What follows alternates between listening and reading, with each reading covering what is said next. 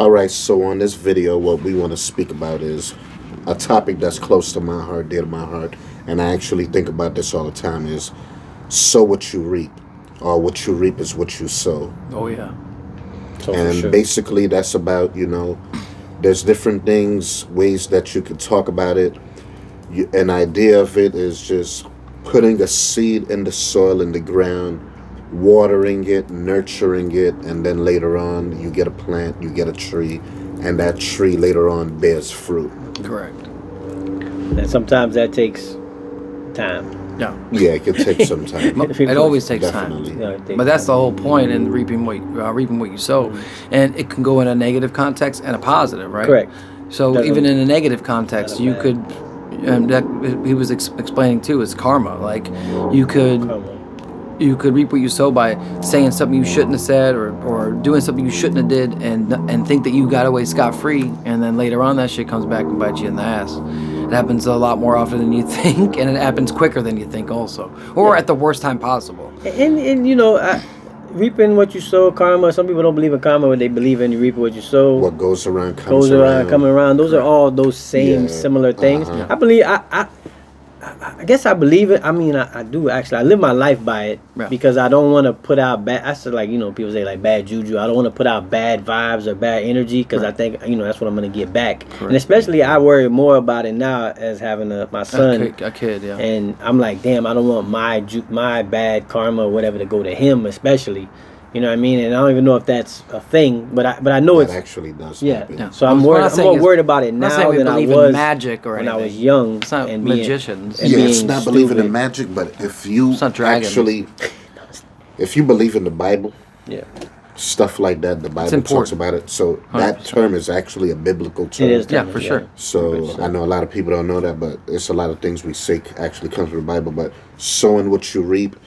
And one thing that a lot of people don't know also is that Jesus spoke about a whole bunch of different things. Yeah. But one of the topics that he spoke about the most was money. Yeah. Mm-hmm. People really don't know that. Yeah, they don't know that. They don't know that. Yeah, money. So if it wasn't important, he wouldn't have spoke about it so much. Correct.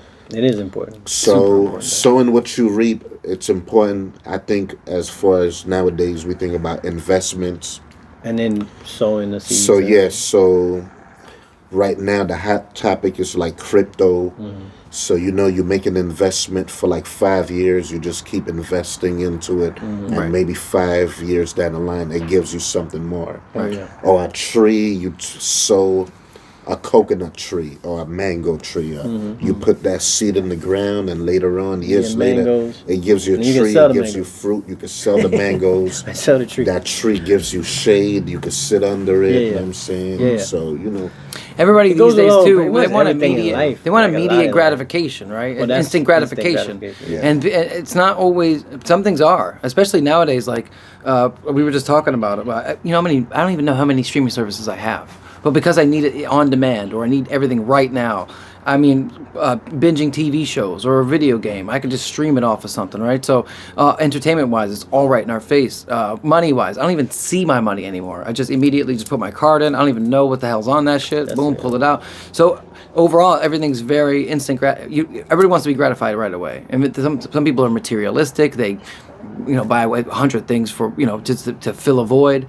But overall, I think it's super important to really, really think about the future and how long things can take. You might not see the reward right away. You might not see the thing, but don't give up on it. Don't go, okay, well, I didn't see something. I've done things in my life where that reward didn't come, and I didn't even expect it to come until later. And a lot of things that I do too isn't for something else. I don't do anything. A lot of the stuff I do, I don't do it for something for me. I do it just to do it and not receive any gift from it. And later on down the road, it winds up paying off. And I didn't even think about it. Just because I'm not doing something to ask for something immediately. I'm just doing something because I'm a good person, helping the lady across the street. I think we need a lot more of this. And when he brings up God, I think people are definitely missing religion. For sure.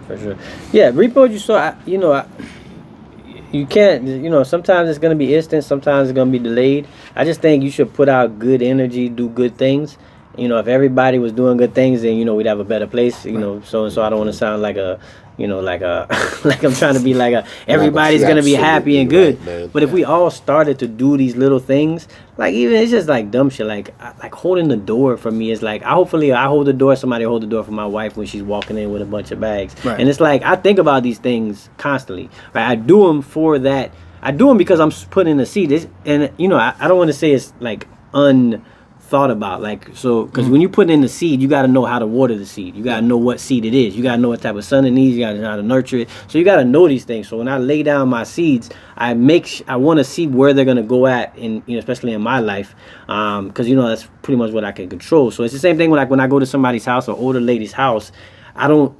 You could, if you're especially in the plumbing business or anything like that, you could wax them. Like when I say wax them, you could just be like, you need all this change for $10,000, right? I could do that. Then I'm thinking about somebody going to my mom's house and trying to wax my mom. Yeah. So I'm like, I can't do that. And that's why I have different, when I deal with people, it's differently when it comes to that. Like a woman, I try not to be, up on top of her while we're working. Yeah. And I do that for the reason of, I don't want somebody to do that to my wife and make my wife feel uncomfortable. Right. So I do it, with an intent in mind that how that seed's gonna grow at, hopefully that, that karma bounces around like that. And it could be wrong. I could do a lot of that and it could end up still somebody, waxing my mom for some money or whatever, or doing something. But I think if you do it enough times, that it'll